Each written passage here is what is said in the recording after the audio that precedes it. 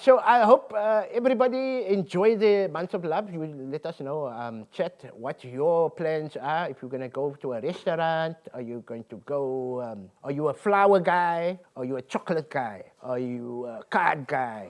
Do people still do Valentine's Day? Chat, let me know, man. What is Valentine's Day? What does it mean for you? Do you believe in it? Do you think it's just a whole bunch of commercial crap?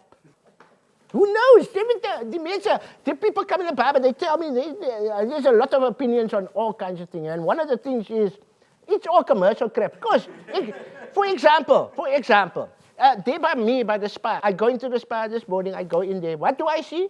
It's January, no? What do I see? Easter eggs. I see Easter eggs already starting to...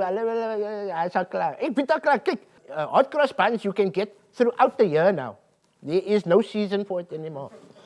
But hulle het al klaar begin met Easter. Het nou net Kersfees gewees.